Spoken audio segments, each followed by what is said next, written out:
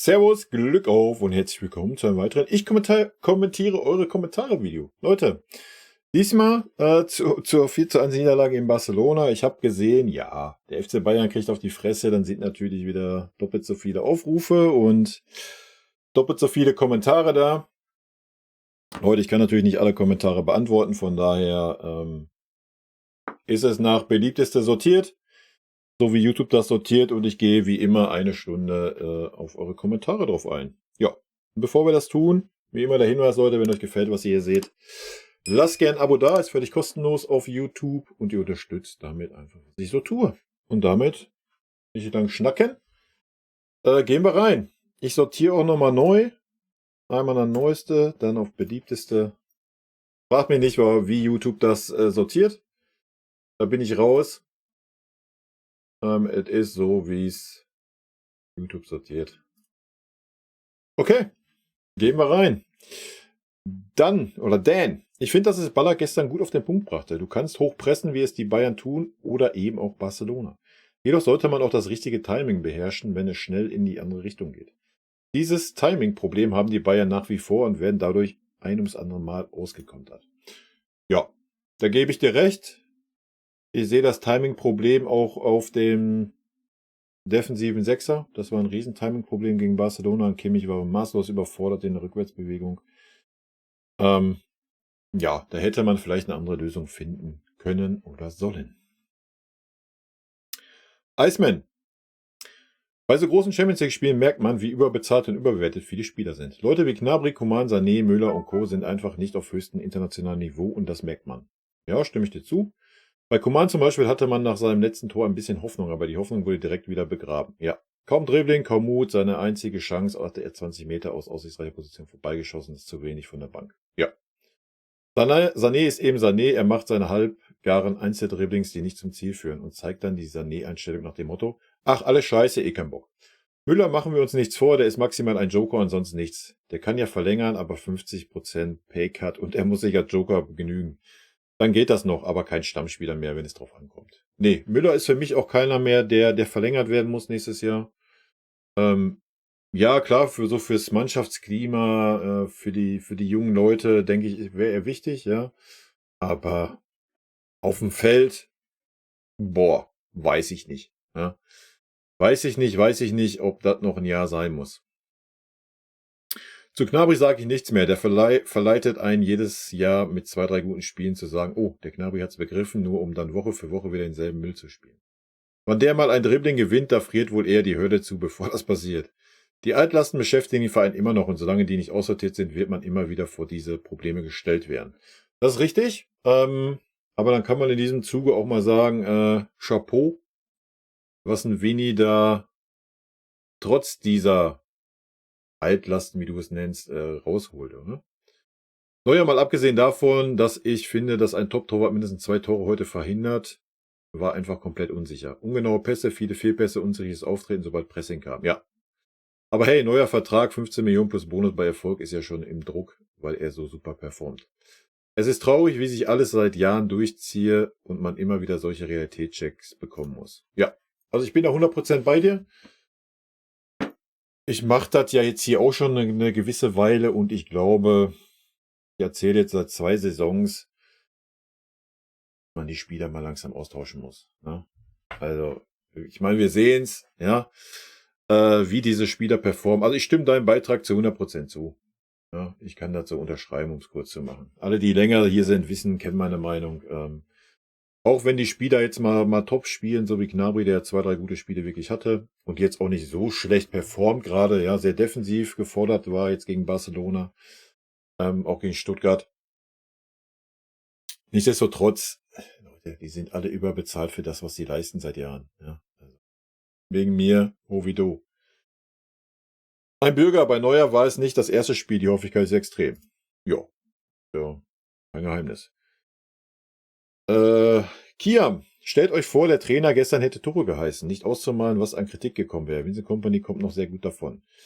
Ja, das ist ein Vergleich, der völlig schwachsinnig ist. Ne? Weil, wenn der Trainer Tuchel gewesen wäre, hätten wir nicht davor 8 Bombenspiele gesehen. Ja? Und deswegen ist die Kritik bei Vincent Kompany gerade in Maßen da.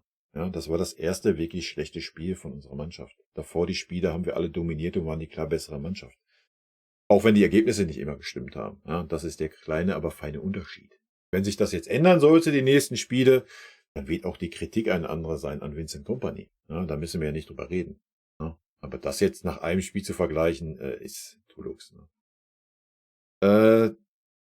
Tia Seem, neuer Held, diese Saison nur noch was, wenn er angeschossen wird. Und dann wird uns irgendein Experte oder Bayern-Verantwortliche klar machen, wie Weltklasse das sei.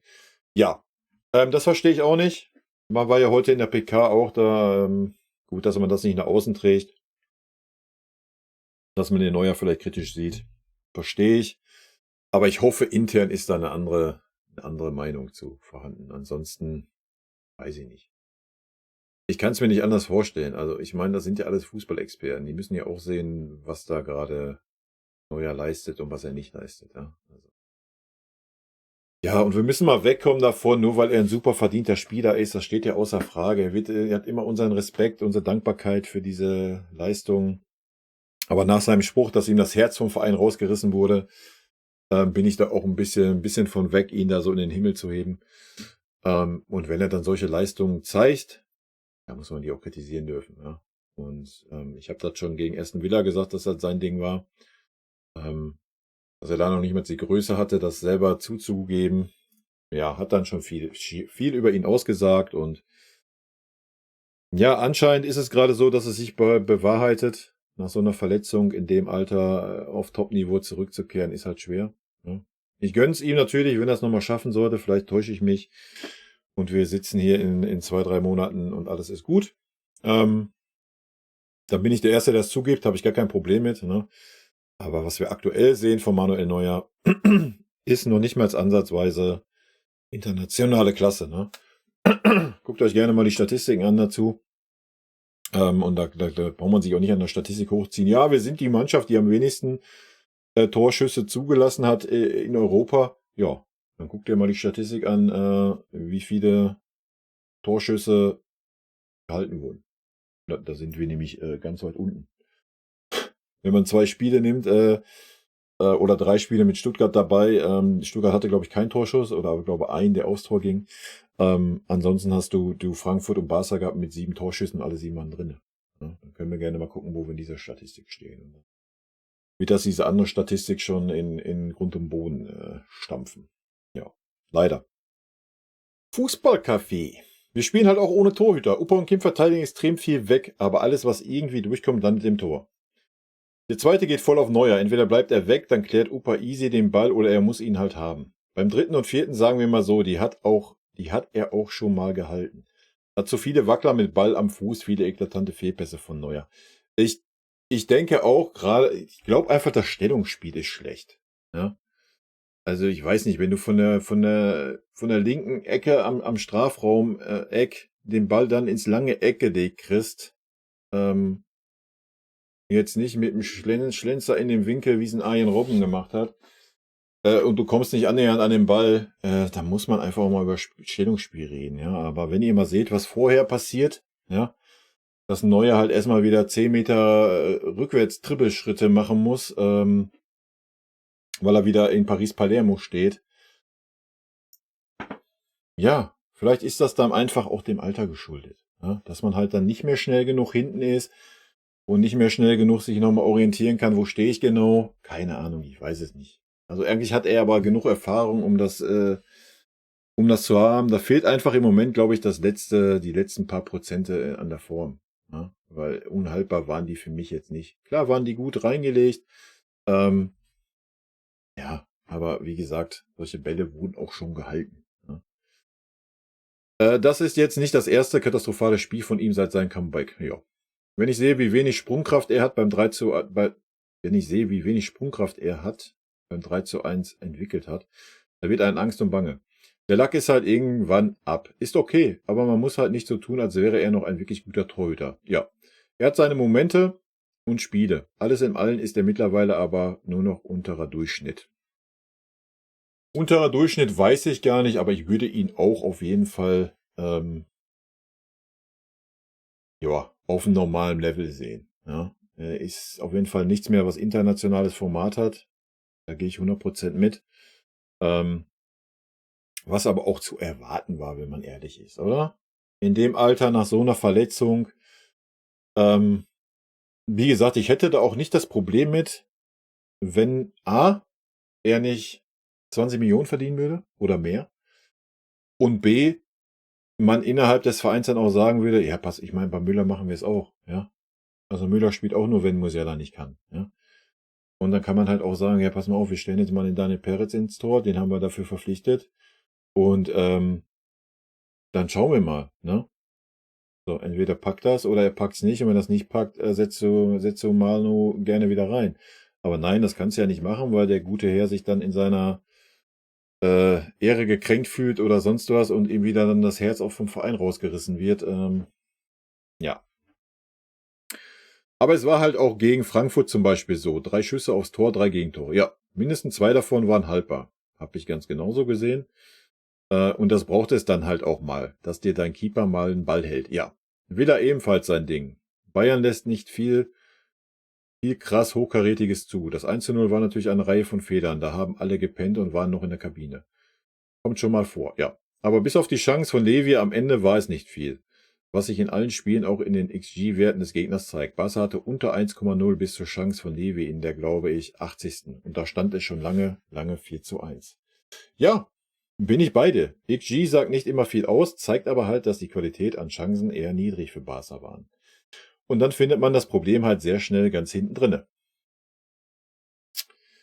Ständig dafür Opa und Kim an den Pranger zu stellen, ist halt wirklich billig. Ja, die machen natürlich auch Fehler, aber wie gesagt, verteidigen auch extrem viel weg. Ich mache mir eher Sorgen um die Offensive. Wenn das Pressing so wie gestern nach dem 1:1 nicht mehr richtig funktioniert, kommt offensiv von uns gar nichts. Musiala normalerweise und Michael in einigen Spielen sind die einzigen, die mal 1 gegen 1 was machen können. Alle anderen sind dazu leider nicht mehr in der Lage. Ja, Sané ist halt Sané. Ein Spiel toll, 5 bis 10 Kacke. Gnabry bemüht, mehr auch nicht. Und Coman, keine Ahnung, was mit dem los ist, der hat gefühlt alles verloren. Ja. Kann ich auch zu 100% unterschreiben, dein Post. Sehe ich genauso. Imperium, dass man mit Neuer verlängern will angesichts seiner Form, die er teilweise auch schon letzte Saison gezeigt hat, Grüße nach Hoffenheim, ist nicht nachzuvollziehen. Nee, ist es auch nicht. Ist es definitiv nicht. Aber man hat ja alles darauf ausgelegt, den Nübel bis dahin verliehen, so dass man mit Manu da nochmal reingehen kann, will, muss. Ich habe keine Ahnung. Frag mich nicht, ist eine Riesenbaustelle, die man sich da selber aufgemacht hat. Man hatte die Chance, als ein Neuer zurückgekommen ist nach seiner Verletzung. Ja, aber man hat ihn ja gleich wieder so über den Klee gelobt und in den Himmel gehoben und keine Ahnung, da war die Chance halt da zu sagen, Manu, pass mal auf, guck mal, du siehst das selber. Das reicht halt nicht mehr, alle 3 Tage Topleistungen zu bringen. Wir werden jetzt mal neben dir den Daniel Peretz mit aufbauen. Ja. So, wo wäre das Problem gewesen? Ja, ein Neuer hätte auch dankbar sein sollen, dass er überhaupt die Chance dann noch bekommt. Dem Level, in dem Alter, nach so einer Verletzung. Ja, und wer weiß, vielleicht hätte ihn das dann auch noch ein bisschen mehr gepusht, ja, wenn er gesehen hätte, ich muss mich hier erstmal durchsetzen. Ne? Wer weiß, keine Ahnung, ich weiß es nicht. Aber die Chance hat man verstreichen lassen und hat es genauso wie bei allen anderen, bei Müller, bei jedem anderen, und ich wette mit euch, in Sané wird auch noch verlängert werden. Katastrophe. Man kriegt die Kurve einfach nicht. Ne? 4 Schüsse aufs Tor und 4 Gegentore. Neuer Leistung, super Arbeit. Joachim. Das war eFootball Mastro. Joachim. Ich hätte Kompany sogar die 6 gegeben. In der Aufstellung kapitale Fehler. Kompany ist nicht imstande, ein System zu ändern. Anpassungen vorzunehmen. Barca konnte jeweils mit einem einzigen Pass die komplette Abwehr überspielen. Das muss ein Trainer sehen. Ja. Ich denke, dass er das auch gesehen hat. Er hat es ja auch in der PK dann gesagt, dass das teilweise halt auch nicht so gut geklappt hat, auch mit dem Josh und so. Ja. Die Frage ist, welche Lehren werden daraus gezogen? Ja? Wenn man jetzt die Lehre daraus zieht, komm, wenn Josh und Palinja spielen sollen, dann stelle ich einen Palinja in diese Posi und einen Kimmich weiter nach vorne. Bin ich da fein mit. Ja? Ansonsten, ja, muss man Palinja opfern. Es macht keinen Sinn, einen Kimmich da hinten drin stehen zu haben und dann vorne einen Palinja zu haben. Man hat das gesehen, wie viel Kreativität wir aus der Mitte ausgestrahlt haben. Das war 0. Ja? Und du kannst ja nicht erwarten, dass Kimmich noch vorne kreativ ist. Wie soll er dann wieder schnell genug hinten sein? Ja, das haben wir gesehen gegen Barca. Das klappt halt nicht. Ja, also, wenn, dann muss man ein paar Linien rausnehmen, muss dafür einen Leimer bringen oder was weiß ich. Ja. Vielleicht Musiala als offensiven Achter. Also Möglichkeiten gibt's genug, aber so wie das jetzt ist, mit einem Kimmich als Sechser und ein Palini als Achter, ist es völliger Schwachsinn in meinen Augen. Jakob, Kompanie jetzt schon mehr Champions League Spiele verloren als Tuchel letzte Saison. Ja, super Maßstab übrigens. Super Maßstab. FSC BFVCK. Wow. Meine Benotung würde so aussehen. Okay. Neuer 6, keine Worte dafür. Guerrero 6 auf dieser Position nicht zu gebrauchen. Reicht vielleicht für Bundesliga. Kim 5, grauenhaftes Stellungsspiel. Upa 5, grauenhaftes Stellungsspiel. Davis 4, hinten gewohnt anfällig, nach vorne bemüht. Palinja 6, kann nur treten, fußballerisch unter aller Sau, reicht für Tuchel-System halt. Kimmich 5, musste 6er und 8er gleichzeitig spielen, weil Palinja keine Rolle hatte. Zudem schlechter Tag von Josh. Müller 6, war gar nix. Gnabry 5, hat Max noch Bundesliga-Niveau. Olise 4, war bemüht, kann mehr. Kane 3, gibt nicht viel zu meckern. Sané 6, sprachlos. Leimer, nix. Coman 5, wo ist der 20er King? Musiala 5 plus ist noch nicht bei 100%. Goretzka 6 hat in dem Trikot nichts mehr verloren. Kann man so benoten? Ich würde sagen, wenn ich deine Tendenzen sehe und meine, sind wir ungefähr auf dem gleichen Nenner, außer dass ich eine Stufe freundlicher war. Aber vielen Dank dafür. Es ist immer sehr interessant, eure Noten zu lesen. Chuck Ray, hallo, ich möchte mich hiermit mal für viele Stunden sehr gut unterhalten bedanken. Höre wirklich gerne zu. Vielen lieben Dank dafür. Tino Toni, Neuers, Sanés und Müllers Verträge laufen aus. Ich hoffe, Thomas und Manu sehen es ein. Ja, also wegen mir brauchst du alle drei nicht verlängern. Klipp und klar. Ja. Florian, ganz ehrlich, Redmonig, ich weiß, du bist ein echter Münchner, wie ich ein echter Stuttgarter bin, aber ich finde dich und deinen Kanal hier wirklich sympathisch. Mach weiter so. Ja, vielen lieben Dank.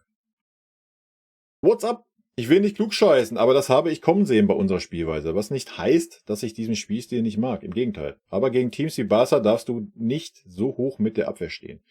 Vinny hat gesagt, daraus werden und müssen wir lernen und das werden wir auch. Ach, ich glaube schon, dass man so hoch stehen kann. Man muss dann halt nur, ja, entweder bleibt die Abwehrreihe dann da stehen, ja, und nicht der Innenverteidiger verfolgt den gegnerischen Stürmer noch 20 Meter in die gegnerische Hälfte. Und wenn, dann muss halt ein richtiger Sechser auf diese Pose gehen, ja, wo der Innenverteidiger raus ist. Ja. Ich glaube schon, dass man so hoch stehen kann. Das sehe ich gar nicht als das große Problem an. Aber man kann dann natürlich nicht die Lücken reißen. Man lässt sich dann die Lücken reißen und dann werden die Bälle da reingespielt. Ja. Ich glaube, das ist das Problem. Die Absicherung hat gefehlt. Ja. Und Joshua war maßlos überfordert. Ja. Tobias, so gern ich Company mag, mit dieser Spielweise wird man international keinen Blumentopf gewinnen. Wenn wir so spielen wie jetzt gegen Barcelona, ja, stimme ich zu. Wenn wir das System so spielen wie gegen Leverkusen, sehe ich das anders, aber das wird die Zeit zeigen, ja, dass das noch schwankend ist mit neuen Systemen, neuen Trainer, ist doch auch klar. Das funktioniert nicht alles. Guckt euch einen Alonso an, der, wie lange der gebraucht hat in Leverkusen, ja. Also, wir müssen dem auch einfach mal ein bisschen Zeit geben, ne? Aber was ja nicht heißt, dass wir es nicht kritisieren dürfen. Steffi, danke für deine Arbeit. Ich feiere deinen Content und allgemein deine Art. Es tut nach solchen Spielen immer besonders gut, deine Videos zu schauen, um das Geschehene zu verarbeiten. Ja, danke, das freut mich natürlich. Wenn euch das hilft, ist das doch super. Mir hilft das auch immer. Fixi Gutmann, Müller verdient 20 Millionen, Neuer 20 Millionen. Für was? Das ist die große Frage, ja. Dafür, dass sie so viel in ihrer Karriere erreicht haben. Bei uns. Also ich habe da auch gar nicht das große Problem mit. Ne? Wenn man jetzt mal die letzte Zeit nimmt, wenn man jetzt sagt so, ach komm, pass auf, aufgrund deiner Verdienste jetzt so bei Müller zum Beispiel. Ja komm. Oder auch bei Neuer jetzt, ja komm, ihr kriegt das ja noch. Finale der Horm ist doch dann ein super Abschluss. Ja, drauf geschissen, wir zahlen euch doch das volle Gehalt. Was für mich völliger Schwachsinn ist, aber sei mal dahingestellt. Alles fein. Ne? Wenn ich dann aber höre, ja, nee, also, ja schon noch mal verlängern mit dem Manu Und mit dem Thomas ja auch. Und dann fällt mir halt so ein Riesenei aus der Hose, was ich nicht besitze. Ja. Also, ich meine, bei Müller ist ja die zweite Saison, wo er nur noch Ergänzungsspieler ist. Irgendwann ist auch mal gut. Ja, er kann ja gerne bleiben. Er kann noch 10 Jahre spielen bei uns, aber dann zahle ich ihm 5 Millionen und keine 20 Millionen mehr. Ja. Und nochmal, dass das dann auch nicht von Müller selber kommt. Ja, der weiß ja selber, dass er, welchen Einfluss er noch auf diese Mannschaft hat, auf dem Feld. Der ist marginal. Ja, wenn er spielen darf, ist es meistens Grütze. Und meistens darf er ja gar nicht spielen. Ja, für ein Viertelstündchen immer. Also, da warte ich dann von so einem Urgestein, der schon 15, 16, 17, 18 Jahre da ist und schon 200 Millionen aus diesem Verein gezogen hat, dass er dann einfach vielleicht auch mal von sich sagen würde, ja, pass mal auf, ich würde hier gerne noch 2, 3 Jahre spielen, möchte das aber nicht bei einem anderen Verein tun.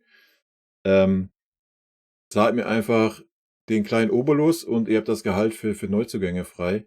Ja, und gut ist. Ja, das würde ich von einem Thomas Müller erwarten. Ist natürlich Wunschdenken, machen wir uns nichts vor, aber ja. Max, man merkt halt direkt, dass Pavlovic und Musiala fehlen. Und nein, ein Musiala ohne Rhythmus, der vielleicht auch gesundheitlich nur bei 60 bis 70 ist und als Notlage nach 60 Minuten bei 1:4 reingebracht wird, ersetzt kein Musiala, der von Anfang an spielt, wenn seine Mitspieler noch fit sind und der fit und im Spielrhythmus ist. Ja, stimme ich dir zu. Ja, also mit Musiala in der Mitte, in den ersten 20 Minuten, boah, wir hätten Barca auf jeden Fall zerstört. 100 Pro. Ja, die Räume, die da waren, boah. Und du hättest ja wirklich auch als Jamal nur 1, 2 Spieler mal austanzen müssen und du wärst durch gewesen mit freier Fahrt zum Tor. Ja, also. Aber das war halt nicht. Da stand halt ein Thomas Müller. Ja. Der Kommentar. Ich mag Kompanie Fußball sehr gerne, aber wenn er die Defensive nicht hinbekommt, wird es sehr schwer, Titel die Saison zu bekommen. Gerade gegen starke aufspielende Teams werden die Defensivschwächen besonders auffällig. Außerdem brauchen wir unbedingt neue Spieler auf der Torwartposition und auf den Flügeln. In der Abwehr muss man schauen, wie wir performen, wenn Ito und Stunny wieder fit sind, ansonsten muss man da auch nachlegen. Gegen Top-Teams reicht es leider noch nicht.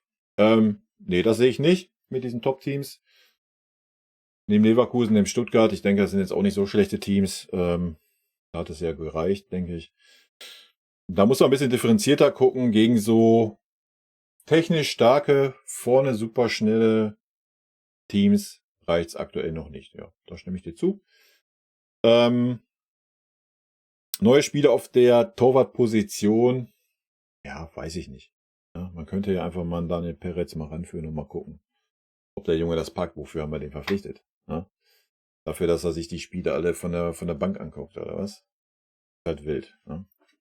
Aber wir werden sehen. Ja? Also ich denke mal, die Verantwortlichen und auch ein Company wird ja nicht blind sein. Ne? Also die sehen ja auch, dass wir 4 Torschüsse kriegen und alle 4 sind drin. Frankfurt 3 und alle 3 sind drin. Also ja, da kannst du vielleicht noch argumentieren, wow, sind Top-Teams, sind Top-Spieler, ja. Ja, mal abwarten, was gegen Bochum passiert. Ne? Steve King. Mit Neuer darf man niemals verlängern. Reaktionsschwach und das Wichtigste, er hält die Unmöglichen nicht mehr. Warum spielen wir gegen Top-Mannschaften mit der gleichen Taktik wie gegen Schwächere? Gibt es keinen Plan B? Ja. Kann man so kritisieren. Plan B gibt es aktuell noch nicht. Nein. Was für mich auch okay ist. Ja. Dafür ist ein Winnie noch zu kurz da. Die Spieler müssen sich erstmal an dieses System gewöhnen. Ich denke, das kann man erstmal verzeihen. Aber man muss natürlich dieses System auf jeden Fall anpassen können. Ja. Man kann nicht so blauäugig sein und sagen, Kimmich macht da hinten alles und Palhinha soll das Spiel gestalten. Also wild. Pri Viper, das Spiel in den ersten Minuten eigentlich schon gefühlt verloren und nach dem 1:1 einfach aufgehört zu spielen. Schwache und peinliche Vorstellung heute von uns. Lass ich mal so stehen. Friendly Avata. Gegen spielstarke oder konterstarke Mannschaften wird Bayern diese Saison häufiger verlieren. Die Saison ist gelaufen, weil der Umbruch nicht erfolgt wurde. Coman, Sané, Kimmich, Goretzka, Upamecano, Davies und so weiter. Nächste Saison muss Eber neue, erfahrene, talentierte und leistungsstarke Spieler verpflichten. Ansonsten bleibt man international Mittelmaß. Bayern hat jetzt mit Leverkusen und Leipzig starke Konkurrenz in der Bundesliga, sodass es auch schwer werden wird, die deutsche Meisterschaft zu gewinnen. Gegen kleine Bundesliga-Teams und kleine Champions League-Teams reicht diese Truppe aus, weil diese Mannschaften sich nicht wehren können gegen das hohe Pressing. Die deutsche Meisterschaft zu gewinnen dürfte schwer werden, sollte Kompanie es nicht schaffen, das maximale Leistungsniveau aus den Spielern herauszuholen. Der leistungstechnische Verfall ist schon seit 2 Jahren erkennbar. Das ist richtig. Ich glaube, Bayern braucht mindestens 3 Jahre, bis sie wieder stark sind.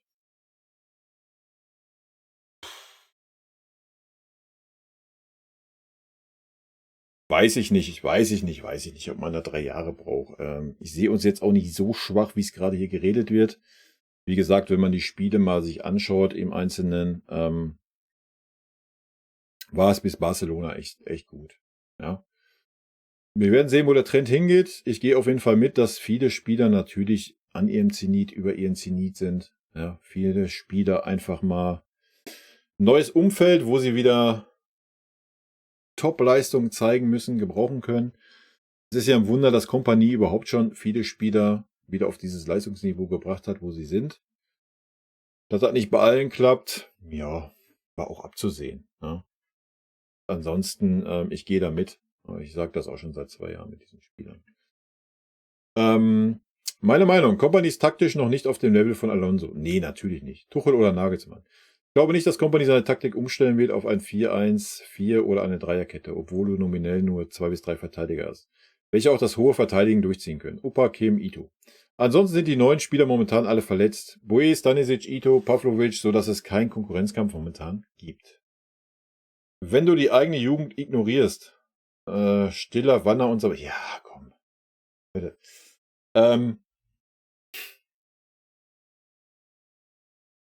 Erstmal, guckt euch mal an, also ein Wanner ignorieren wir ja nicht. Ja, ist ja schon mal Schwachsinn.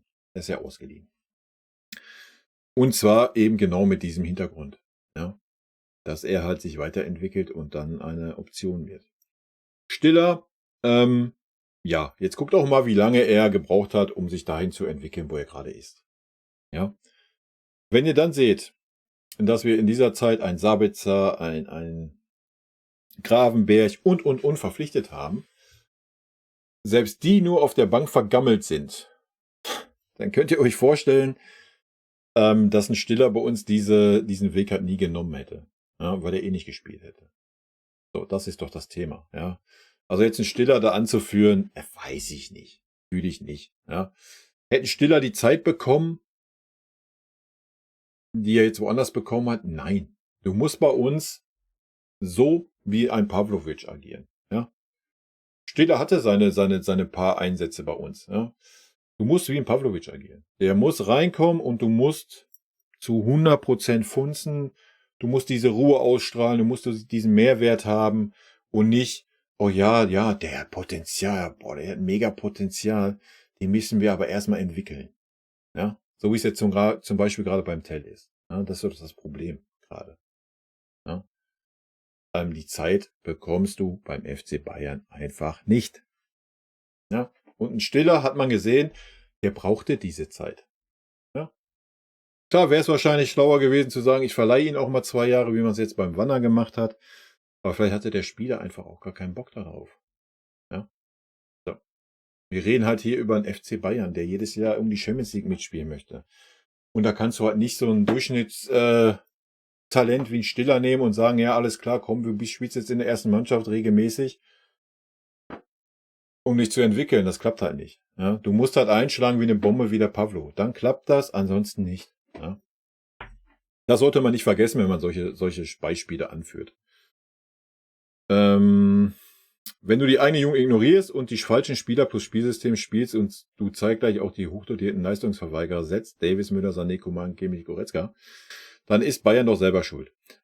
Ich weiß nicht, warum ihr immer Kimmich aufführt. Kimmich hat diese Saison bisher, er war mit der stärkste Spieler. Ja, das muss man mal ganz klar sagen. Bei allen anderen gehe ich mit. Beim Kimmich gehe ich nicht mit. Das ist Schwachsinn. Die letzten Jahre, ja, 100%. Aber auch da war Kimmich immer noch der sich am meisten reingehauen hat. Und dieses Jahr, sorry. Ja, gegen Barca war das gar nichts von Josh. Da brauchen wir nicht drüber reden. Das war eine Katastrophe. Aber vorher war er mit der beste Spieler. Ja. Also den würde ich da mal rausnehmen. Die Hauptschuld liegt doch an der schlechten sportlichen Führung.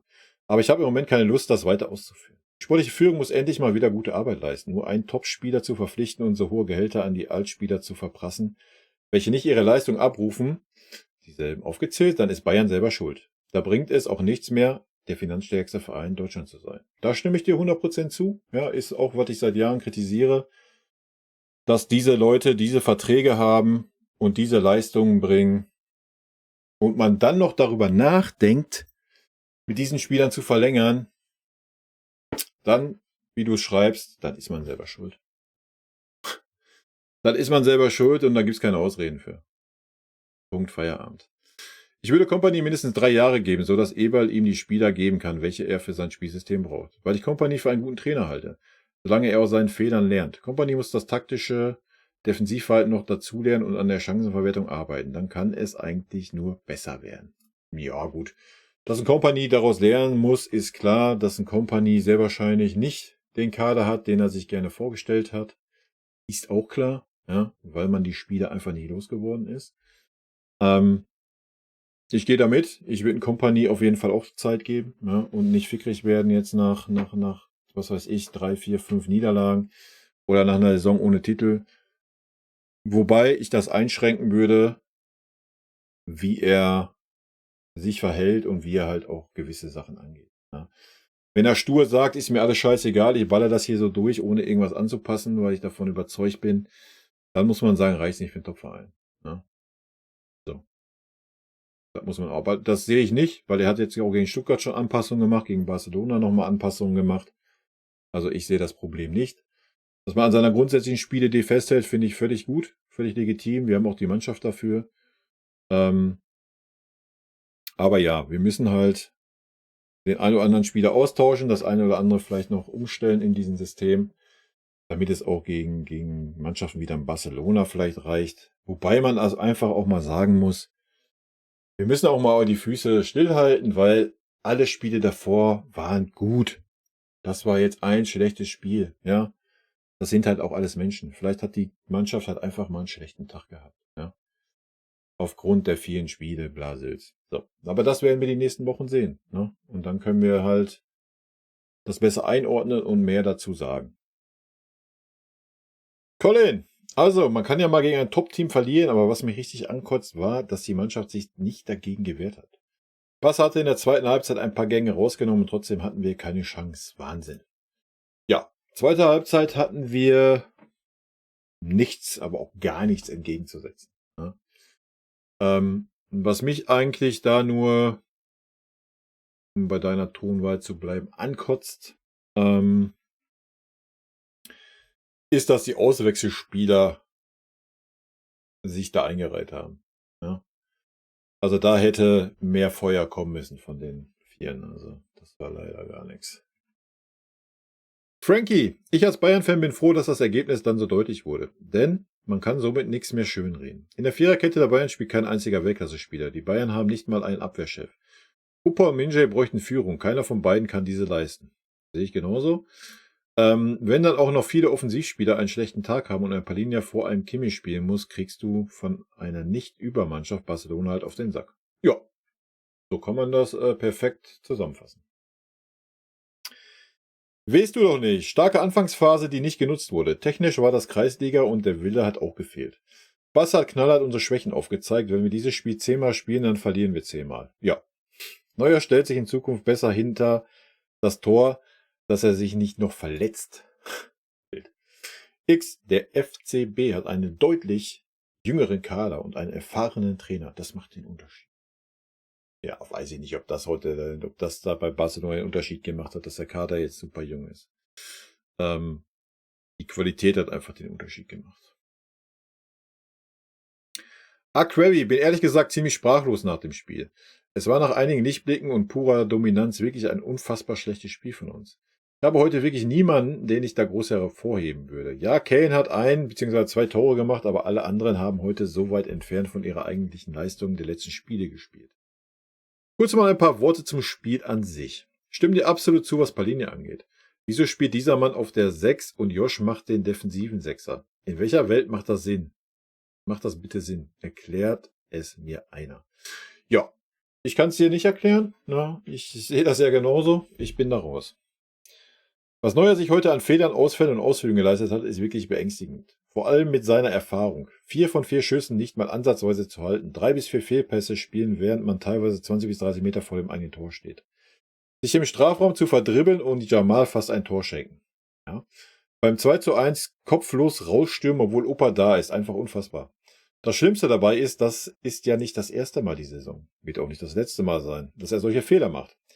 Gegen Aston Villa hat er auch das Tor zu verschulden und obendrein wissen wir alle, dass selbst wenn er so weitermacht, er niemals auf der Bank sitzen will. Ja. Ähm, Ich sag mal so, zumindest würde es mich hart überraschen, dass es so kommen würde. Ne?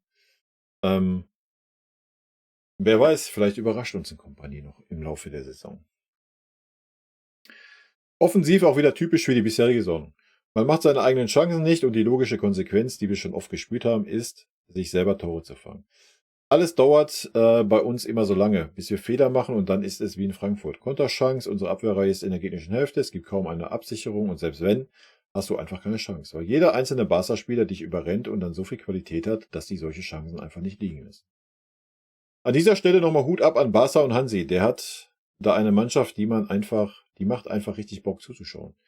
Wuselig schnell, sind eiskalt und machen ihre Tore einfach. Hab schon lange keine Barca-Mannschaft mehr gesehen, die so in Topform ist. Das war einfach ein Klassenunterschied heute. Ja, das war es auf jeden Fall. Wobei man natürlich sagen muss, dass Barca die ersten 20 Minuten aber auch wirklich naiv war. Ja, nur wir konnten es leider nicht bestrafen. Das war der Unterschied. Wir waren nicht diese Top-Mannschaft. Ja, weil so viel Raum, wie Barca uns da gegeben hat, ja, hätte, Fahrradkette interessiert am Ende des Tages keinen und von daher geht das Ergebnis auch so in Ordnung und das war dann auch ein Klassenunterschied. Ja. Wie auch schon nach Frankfurt hoffe ich, dass Company das analysiert, Lösungen für genau diese Szenarien, die uns jetzt schon mindestens dreimal so das Genick gebrochen haben, findet und nicht mit Scheuklappen vor den Augen in die nächsten Bulli-Spiele geht nach dem Motto, wird schon. Ich schätze ihn sehr, gerade weil er immer ein Leistungsprinzip betont, aber ich sehe da noch keine klare Linie. Ja, da gehe ich mit. Habe ich in mein Fazit-Video ja auch gesagt, zur Saison-Startphase. Ist ja schön, wenn man das immer so rausstellt, es geht nach Leistung und bla und Sülz. Da muss man irgendwann auch die Taten folgen lassen. Ne? Und das tut man gerade nicht wirklich. Oder zumindest nur stellenweise. In welcher Welt gehst du nach Leistungsprinzip und wechselst dann wieder in der 60 Minute einen Sané und Coman ein? Er hat für mich am Sonntag jetzt gegen Bochum die Möglichkeit, genau hier durchzugreifen. Setz doch mal endlich auf Tell, Aznu und so weiter und zieh ein, zwei Leute wie bei den Vorbereitungen hoch in die erste. Ja, true. Ja, habe ich ja auch so meine Aufstellung gesagt. Ja, sehe ich genauso. Ein Coman und Sané haben nichts, wirklich absolut gar nichts dafür getan, dass sie die Chance mehr verdient hätten als unsere jungen Spieler. Ja. Abschließend noch eine Sache. Wovor ich schon ein bisschen Angst habe, sind die kommenden Vertragsgespräche mit manchen Spielern. Ich kann mir bei dem Ganzen, was schon durchgesickert ist und wie auch der FC Bayern seine Spieler mit Legendenstatus behandelnd, vorstellen, dass ein Neuer zum Beispiel nochmal ein Jahr drauf machen wird. Ja. Das gleiche gilt für Müller, so wie auch ein Sané zu dem Company letztens meinte. Wir können in den nächsten Wochen hoffentlich einen Sané in Topform sehen. Allein wenn ich das schon höre, bekomme ich Gänsehaut. Dieser Spieler ist so weit weg von Topform wie ich vom Profifußball. Okay, ich weiß nicht, wie weit du vom Profifußball weg bist, aber wenn ich das auf mich beziehe, dann ja, kann ich lachen. Wie er heute mal wieder gezeigt hat. Wenn ich jetzt überlege, dass solche Spieler wieder Verträge in Millionenhöhe bekommen können, zieht sich bei mir alles zusammen. Yes. Es muss einfach irgendwann der Zeitpunkt kommen, wo man klar sagt, wir bauen jetzt auf die Neuen, auch wenn ihr bei uns einen Legendenstatus habt und das sehe ich leider bei einigen noch. Ja, gehe ich 100% mit. Vertrag, Neuer, Müller, Sané auslaufen lassen. Feierabend, zur Not ablösefrei woanders hingehen lassen, wenn sie noch unbedingt Fußball spielen möchten. Was beim Sané ja sehr wahrscheinlich der Fall ist. Kimmich würde ich verlängern. Allerdings auch nur,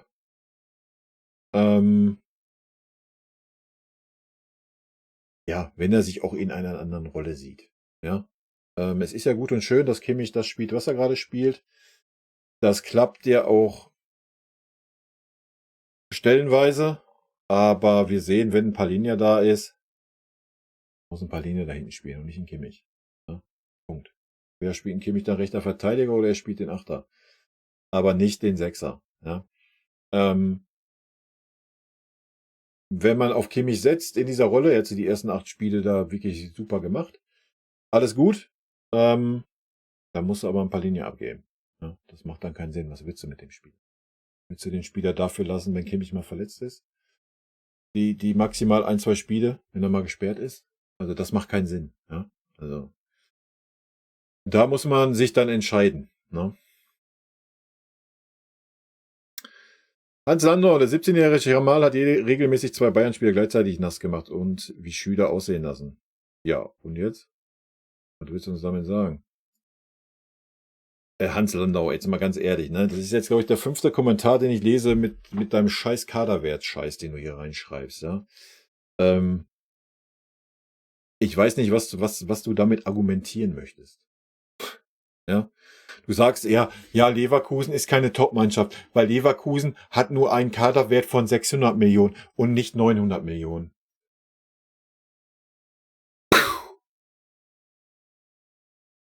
Junge, deswegen ist Leverkusen auch letzte Saison komplett ungeschlagen gewesen, oder? Also. Es ist ja schön, hier mal so ein Kaderwert gegenüberzustellen, ja? Von Barcelona 900 Millionen oder FC Bayern und Kiel mit 36 Millionen. Ja, du kannst auch gerne den Wert von Harry Kane gegen den VfL Bochum stellen. Dann wird wahrscheinlich Harry Kane mehr Wert haben wie der ganze VfL Bochum. Ja, was sagt das am Ende aus? Es sagt aus, dass die Qualität bei uns um viel höher ist, aber mehr doch nicht. Ja?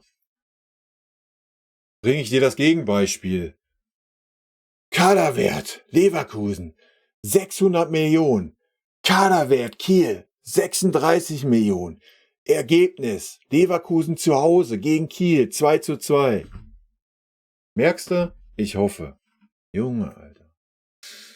Schokojote, Neuer muss weg, Müller muss weg, Coman, Gnabry, Sané müssen weg, Goretzka muss weg. Ja. Ist doch aber nichts Neues.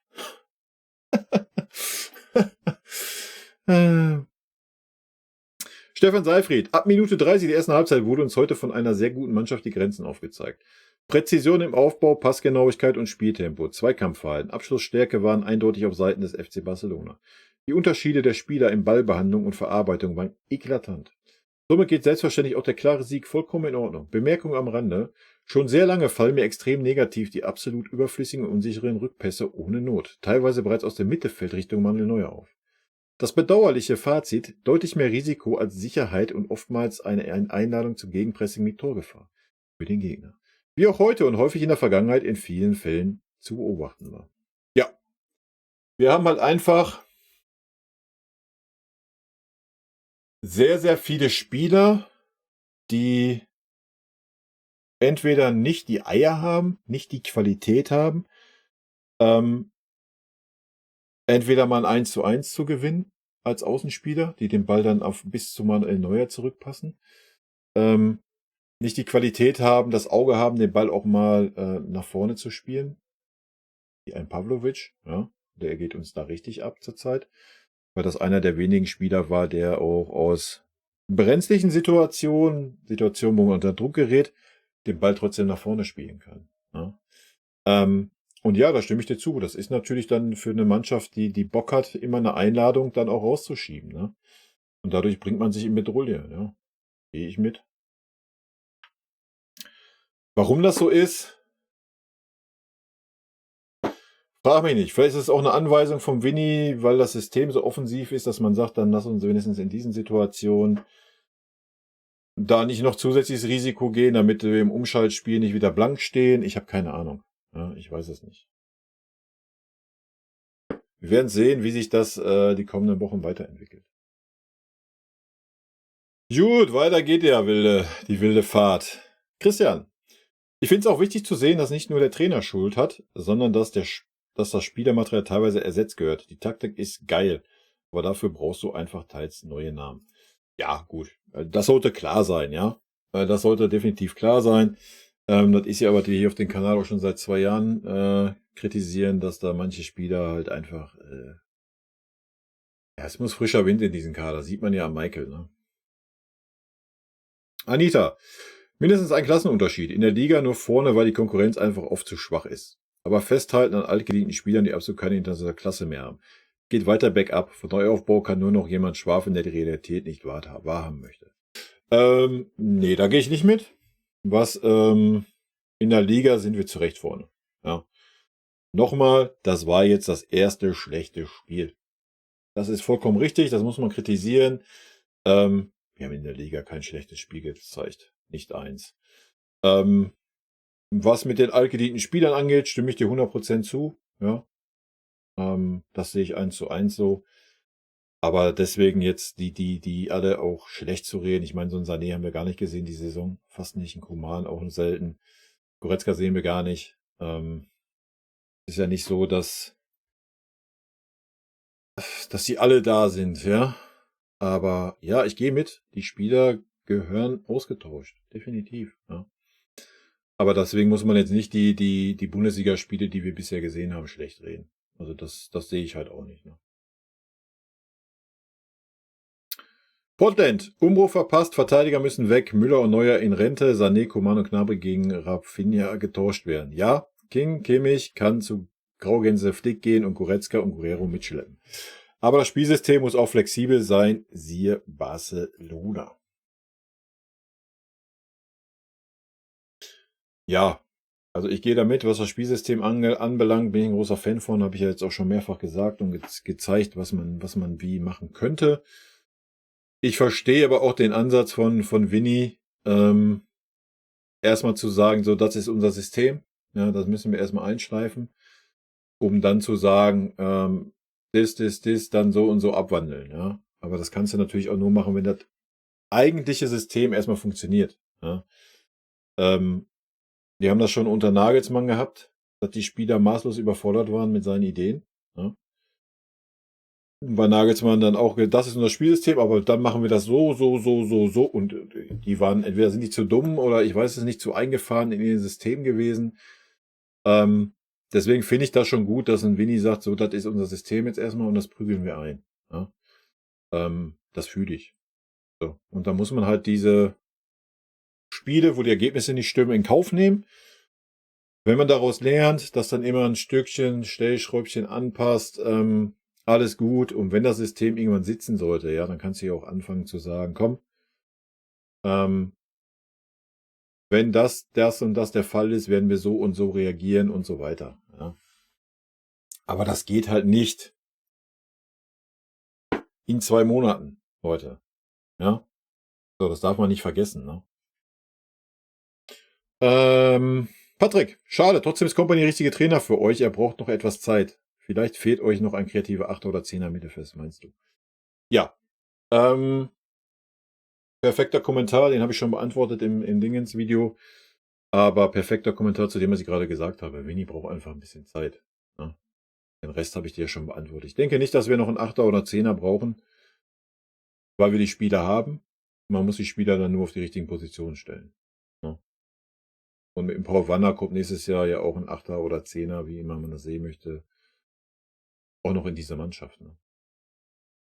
Wenn man das möchte. Kiki, bin kein Bayern-Fan, aber Red schaue ich oft. Geile Show, korrekte Beurteilung für mich. Und dieser Schuss Sarkasmus ist Weltklasse. Guter Mann, bitte weiter so. Grüße aus Zürich. Die beschert vors Gilt, oder? Grüße aus Zürich. Die Sperrste vors Gilt. Ich hoffe, ich habe es einigermaßen richtig ausgesprochen. Danke dir. Sutta, Daniel. Das Spiel heute war eine absolute Katastrophe. Das war das erste wirklich schlechte Spiel in dieser Saison. Ja. In allen anderen Spielen haben wir gut gespielt und waren die bessere Mannschaft. Hier wird bei einigen schon von Gurkentruppe geredet. Das ist mir zu negativ. Ja, mir auch. Vielleicht war das mal nötig, damit wir endlich einsehen, dass nicht alles super ist und jetzt an unseren Schwächen arbeiten. Kompany bekommt von mir heute eine 6. Alleine die Aufstellung mit Palhinha auf der 8 und Kinyosh auf der 6 ist schon mindestens eine 5. Ja. Das sollte langsam jeder wissen, der schon ein paar Spiele von uns gesehen hat, dass Kimmich die defensive 6 nicht spielen kann. Ja, nicht gegen solche starken, schnellen, flinken Spieler und schon gar nicht, wenn er dann die 6 so offensiv interpretiert, dass er teilweise dann auf der 8er oder auf der 10er Position rumrennt. Dann geht das nicht. Ja. Palhinha, der nicht gerade für seine filigrane Technik bekannt ist, wurde allen Stärken beraubt und sollte mit seinen Schwächen glänzen. Ja. Mir auch unbegreiflich. Da dachte jemand, er weiß es besser als die ganze Fußballwelt. Dann war Kompany wieder unflexibel und hat nichts dem Gegner angepasst, im Gegensatz zu Flick. Das ist richtig? Auswechslung kam zu spät und es kamen wieder Coman und Sané rein. Ja, obwohl sie es nicht verdient hätten. Daher eine klare 6 für mich. Ja, kann man so beurteilen. Ja. Zu Neuer kann ich nichts mehr sagen. Der ist einfach schon lange nicht mehr Bayern-tauglich. Heute schon wieder eine 6. Ich hoffe, er hört nächstes Jahr auf und wir holen einen adäquaten Ersatz. Ich bin zuversichtlich, dass wir diese Saison einiges reißen können, wenn wir an unseren Schwächen arbeiten und unsere Stärken noch besser ausspielen und die Tore machen. Ja. Kann ich so mitgehen mit deinem Post. Christian, klasse Video, ich höre ihm gerne zu, wenn er die Bayern auseinander nimmt. Bist du wahrscheinlich kein Bayern-Fan, wa? Aber danke. PP-Player. Nur um unsere offensive Leistung nochmal genauer einordnen zu können. Barca spielt in der IV auf letzter Rille. Pau Kubasi ist 17 und Nico Martinez ein 33-jähriger Ergänzungsspieler. Aurelio und Christensen, die Stamm-IVs, beide verletzt. Bei uns haben beide IVs gespielt. Oh je. Muss aber auch sagen, Barcelona spielt so geilen Fußball. In dieser Saison haben alle 10 La Liga-Partien geschaut und das ist jedes Mal ein Augenschmaus gewesen. Aber in der Höhe hätten wir trotzdem nicht verlieren dürfen. Unentschieden oder Niederlage mit einem Torunterschied wäre vertretbar gewesen gegen eine Mannschaft mit 27 Punkten aus 10 Spielen in der Liga. Ja, sorry. Das sind wieder so Sachen, die, weiß ich nicht. Was spielt das für eine Rolle? Diese Mannschaft in der Liga für Punkte hat und so weiter. Ja, das heißt, sie haben einen guten Saisonstart gehabt. Völlig fein, genauso wie wir. Aber das sagt ja dann nichts über irgendwas aus. Ja, das ist ein Champions League-Spiel, das ist immer was ganz anderes. Und Barca war halt einfach eine Nummer besser. Punkt. Ich denke, es wird gegen Bochum reichen und wenn ich mich richtig erinnere, ist Union Berlin ein Heimspiel. Das ist richtig. Das kriegen wir auch noch hin, aber Leipzig und Dortmund könnten bei unseren Aufstellfedern echt Aua machen.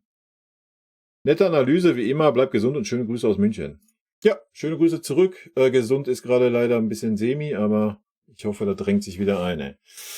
Anne Blanc, ich freue mich immer über deine Analyse zum und nach dem Spiel. Sachlich und klar kommentiert und nicht wie in einigen Kommentaren bei Facebook oder Insta mit der rosaroten Brille. Allein wenn man sich mal die Bankettrede von Dresden nach dem Barca-Spiel anschaut. Piep, piep, piep, wir haben uns alle lieb. Früher bei Uli und Kalle hätte es aber nach einem solchen Spiel richtig gescheppert. Hättest du vielleicht den Kaiser noch als Beispiel genommen, dann kannst du sagen, hätte es richtig gescheppert. Ja. Christi hat aber auch nicht die Fußballkompetenz, als wenn er sich da jetzt hinstellt und da draufhaut, wird ihm das eh keiner abnehmen, oder? Ich glaube, das ist auch so ein bisschen das Problem. Adrian Neuer war echt gruselig, hätte mindestens 2 Tore verhindern müssen. Jenna. Ich denke, bezüglich Müller und Neuer sollte man eine Verlängerung höchstens im Sinne eines stark leistungsbezogenen Vertrages in Erwägung ziehen. Und deutlich das Grundgehalt drücken. Gehe ich mit bei Müller, bei Neuer nicht, weil Neuer dann, der ändert den Anspruch ja nicht. Ja.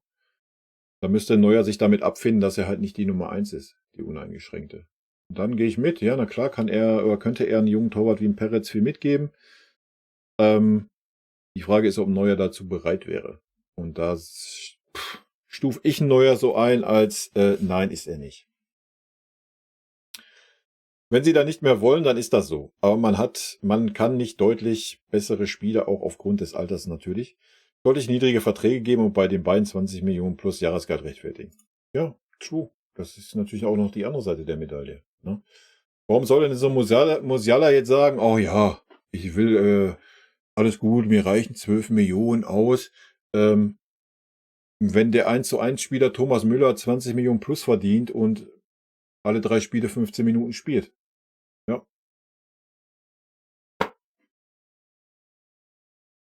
Sollte man mal drüber nachdenken.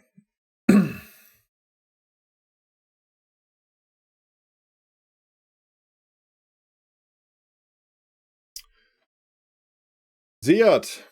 Bitterer Abend. Eigentlich ein Spiel, in dem man in Halbzeit 1 ebenbürtig ist und maximal Spielpech hat. Beide Teams spielen den gleichen Matchstil und Barca ist dann in den entscheidenden Momenten den kleinen Tick genauer, den du bei solchen High-Risk, High-Reward-Systemen brauchst, um dann eben den Gegner alt aussehen zu lassen. Das Tor zur 0:1 rutscht dir durch, wenn du noch nicht wirklich da bist. Ja, das passiert schon mal. Das 1:2 passiert, weil dein IV entscheidend gefoult wird. Das 1:3 maximal unglücklich, weil dein anderer IV-Opa zwar den Laufweg nach hinten perfekt mitmacht, um dem schwachen Guerrero zu helfen, aber dann leider im Vollsprint über den Ball tritt. So dass der Schuss genau durch die Beine geht. Ja. Halbzeit 2 war leider bis zum 1:4 auch nicht mehr als gerade okay und danach ging gar nichts mehr. Das war dann auch wirklich enttäuschend, gerade da die Einwechselspieler wieder nichts brachten. Leroy hat was versucht, aber da ging mal wieder alles komplett schief. Coman wie gewohnt unsichtbar und Musiala versucht's alleine mit dem Kopf durch die Wand. Ja. Zudem Palhinha wieder vor Kimmich. Warum? Das funktioniert halt verständlicherweise gar nicht. Der gehört auf die klare 6 und für Pavlo muss dann einer einspringen. Kimmich? Fragezeichen. Neuer hält keinen Ball. Zumindest das 1:4 hätte er halten müssen, meiner Meinung nach. Meiner Meinung nach auch. Auch das zweite Tor geht auf jeden Fall mit auf seine Kappe. Dazu, Müller wie erwartet nicht kompatibel für die Startelf. Gegen einen solchen Gegner. Ja. Hatte sehr gehofft, dass Musiala fit ist für die Startelf.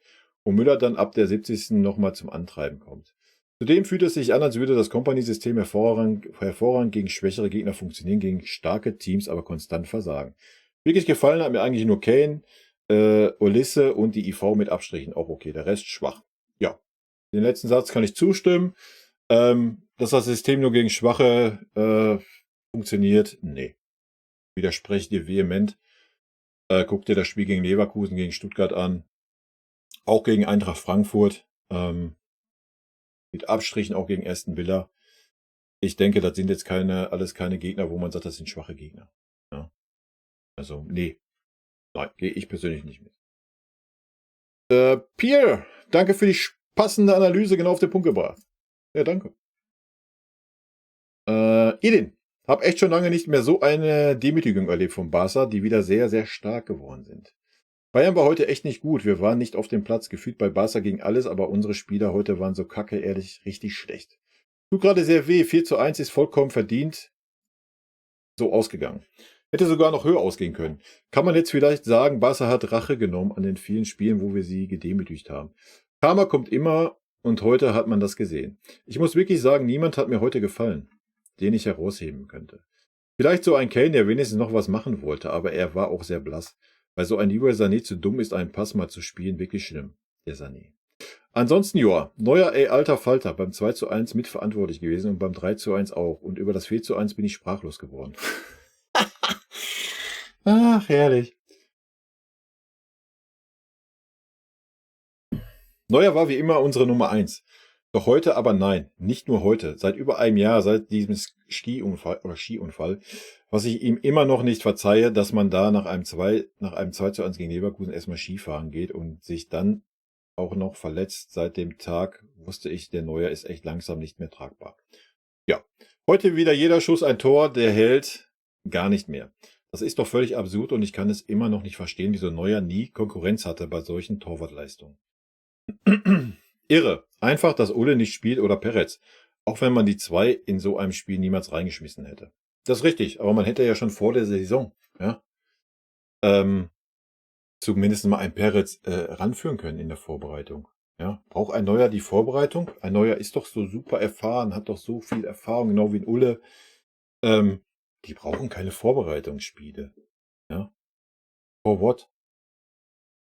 Stell doch den Peretz rein, guck doch, was kann er? Kann er das leisten? Kann er es nicht leisten? Und dann kannst du immer noch gucken. Ne? Chance vertan. Er ist recht wegen neuen Trainer. Ja? Trotzdem muss ich sagen, wir verbessern uns nicht. Jedes Mal die gleiche Scheiße auf dem Platz. Wenn ein guter Gegner kommt, wieder volles Pressing und voller Attacke auf Barca und dann die Restverteidigung nicht im Blickfeld haben. Opa und Kim, ey, sorry, aber ich weiß echt nicht mehr, was ich sagen soll zu den beiden. Es reicht langsam auch wirklich, wer inkonstant spielt, hat auf dem Feld einfach nichts zu suchen. Und die beiden sind es und ich verstehe nicht, wieso man kein Dyer auf die IV-Posi reingebracht hat, damit wenigstens mehr Stabilität reinkommt. Irre. Ja, man hätte ja auch sagen können, wir gehen auf eine Dreierkette hinten und bringen Erik mit rein. Ja? Und nehmen dafür ein paar Linien raus und schieben Kimmich nach vorne. Wäre ja auch gegangen. Ne? Palhinha heute echt nicht gut. Pavlo wäre heute definitiv besser gewesen bei dem Spiel. Kimmich Katastrophe hinten rechts. Er ist ein RV und kann nicht mit solchen schnellen Leuten was ausrichten. Davis Katastrophe. Sergio war bemüht als Verteidiger. Vorne ging wieder nix. Müller Katastrophe. Lange nicht mehr so ein schlechtes Spiel von ihm gesehen. Da kommt halt dumme Sprüche, kloppen und dann so eine Leistung. Irre. Einfach nur irre. Michael heute leider auch sehr blass. Heavy hat seine Bude zwar gemacht, aber danach kam auch nichts mehr von ihm. Es war auch schwer als Stürmer. Ja. Also, 'n Heavy ist auch der Letzte, den ich da 'n Vorwurf machen würde. Was soll er machen, wenn keine Bälle kommen, ja? Ich meine, er holt sich schon die Bälle, teilweise vor der Viererkette. Also, mehr geht halt nicht, ne? Boah, aber die Einwechslung, die haben den Vogel noch mal abgeschossen. Die wohl ey, mehr Katastrophe geht nicht. Der hatte 2 bis 3 Aktionen und alle 2 bis 3 waren einfach schlecht, schlecht, schlecht, schlechter. Geht's kaum.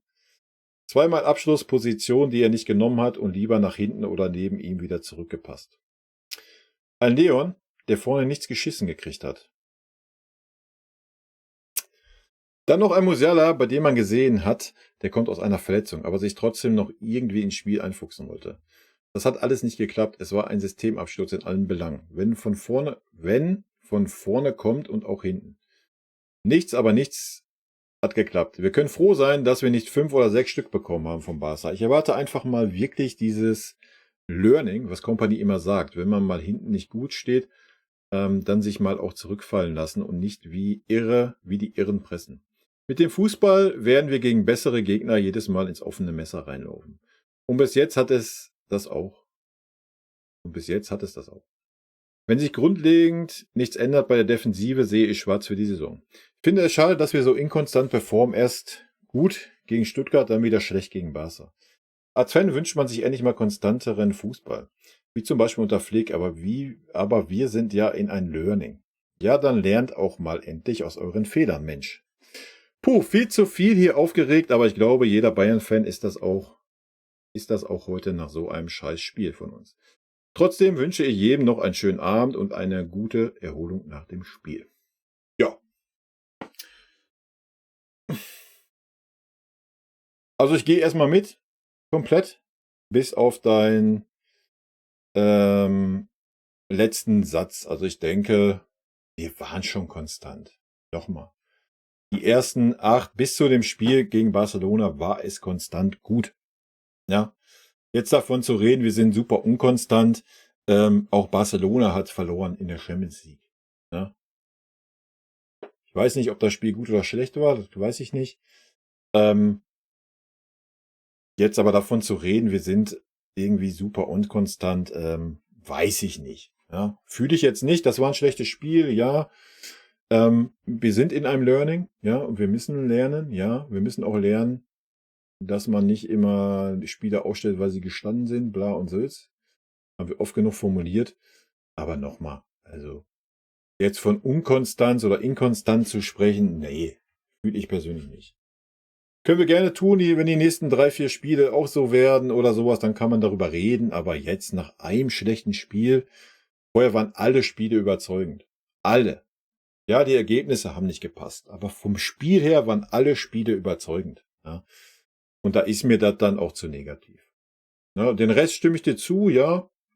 Da gibt's gar nichts zu beschönigen, aber jetzt von unkonstant zu reden, nee. Piotr, warum nur Palinja vor Kimmich? Welche Gründe gäbe es dafür? Den einzigen Grund, den es dafür gibt, ist, dass Kimmich der er ist. Und Company ihn da sieht, wo er ihn sieht. Das ist der einzige Grund. Ja? Kimmich möchte das so spielen, wie er spielt. Company sieht ihn da und sieht ihn als den Spieler der Zukunft. Der Vertrag läuft aus. Da möchte man jetzt natürlich auch nicht vom Kopf stoßen, wahrscheinlich. Ähm, Wenn dem so ist, was für mich der einzige Grund ist, ja, dann stell nicht ein paar Linien auf. Punkt. Ja. Dann stell nicht ein paar Linien auf. Dann stell einen Conny Leimer auf. Kannst du selbst einen Goretzka aufstellen. Selbst ein Goretzka hat ein besseres Aufbauspiel wie ein Palinja. Sorry, ja. Dann stell nicht ein Palinja auf. Nur weil der dann wahrscheinlich ganz abgeschrieben wird als Fehleinkauf, will man sich nicht die Blöße geben und stellt ihn dann auf oder was? Auf einer Position, die ihm nicht gerecht wird. Ja. Ich verstehe es nicht. Also, da können nur innerliche politische Spiele ein Grund sein. Also sportlich stellt man nicht ein Palinja vor ein Kimmich auf. Ja? Dann stellen Conny dahin. Conny ist prädestiniert als Achter. Ja, hat er bei RB damals überragend gespielt. Ja, dann stell ihn dahin. Dann ist doch alles fein. Wenn du einen Kimmich da hinten drin haben willst. Ja? Wenn du die Stärke von Palinja nicht mitnehmen willst, da hinten drinne, ja, dann brauchst du einen Palinja aber auch nicht auf die 8 stellen. Gläubiger, du sprichst mir aus der Seele. Einen Tag später konnte ich es dann auch schon wieder mit Humor nehmen. Jedenfalls bleibt abzuwarten, ob Company die richtigen Schlüsse zieht. Bis Sonntag haben wir also erstmal frei. Zur Erholung. Vermutlich werden wir aber wohl weiterhin ohne Torwart spielen. Lieben Gruß. Ja, sehr wahrscheinlich. Gut, die Stunde ist voll. Wir haben schon 5 Minuten überzogen. Ich mache noch 2, 3 und für den Rest tut's mir leid. Englische Woche, Leute. Ich habe halt einfach nicht die Zeit, hier irgendwie 300, 400 Kommentare zu beantworten. Ne? Das ist halt einfach so. Mobile. Barca spielt einfach effizientes, krankes Pressing. Die stehen, wenn sie den Ball nicht haben, 1 Meter hinter der Mittellinie. Bayern sollte sich vom altmodischen Ballbesitzfußball vielleicht doch mal verabschieden und wenn nicht, dann zumindest mal neues Spielermaterial kaufen. Der Kader mag für die Bundesliga ausreichen, aber für die Champions League reicht das einfach nicht. Der Kader ist Schrott für die Champions League. Okay, da gehe ich mal direkt rein, bevor ich weiterlese. Warten wir mal die Champions League ab. Ja, also ich finde das schon sehr schwarzmalerisch von dir, diese Behauptung auch aufzustellen. Ist eine völlige Katastrophe, wenn man sich die Spiele vorher mal anschaut. Nein. Dass der Kader nicht reicht, um zu sagen, wir sind irgendwie ein Favorit auf die Champions League mit dem aktuellen Leistungsvermögen und der Taktik. Ja, stimme ich zu. Ja, würde ich uns auch nicht sehen. Das wäre schon eine Überraschung, wenn wir da irgendwie im K.O. Im Halbfinale oder ins Finale einziehen würden. Da gehe ich voll mit. Aber zu sagen, der Kader reicht nicht für die Champions oder ist Schrott für die Champions League, sorry, das ist völliger Schwachsinn. Neuer läuft auch wieder überall rum. Leider hält er nichts mehr. Fehlt. Wo bin ich, Alter? Hier.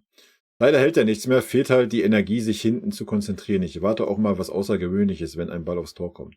Das war für mich auch kein Foul am Minjay. Klar, wenn jemand leicht drückt, kann das schon Auswirkungen haben, aber das war doch gar nichts. Hätte ich auch laufen lassen. Total verdient verloren, nicht den Hauch einer Chance. Bayerns Kader ist und bleibt Schrott, da hilft kein Trainer der Welt. Musiala sollte sich, wenn der Kader nicht extrem verändert wird, gut überlegen, ob er nicht zu so einem Verein wie Barca wechseln möchte. Finanzielle Probleme hin oder her. Barca spielt kranken Fußball. Bayern schuldenfrei und Festgeldkonto gewinnt kein Blumentopf. Neuer Sané, Minjay, Goretzka, Müller, Coman, Gnabry, das sind alle Spieler, die du vergessen kannst in der Champions League. Da reicht keine gute Mittelklasse, mindestens 50% des Kaders muss ausgewechselt werden, aber nicht so wie Kompany es während des Spiels macht, sondern offiziell von Bayern-Seite. Der Untergang ist voll im Gang, aber es wird kaum gegengesteuert. Ja, wilder Post. Ich gehe mit den altbekannten Spielern, da brauchen wir nicht drüber reden. Das so schwarz zu malen, fühle ich nicht, nein. Wir haben ein schlechtes Spiel gemacht, Leute. Das darf man immer nicht vergessen. Ja? Und ich gehe mit, dass manche Spieler, dass das einfach kein Bayern-Niveau mehr hatte. Stimme ich zu, gar keine Frage, ja.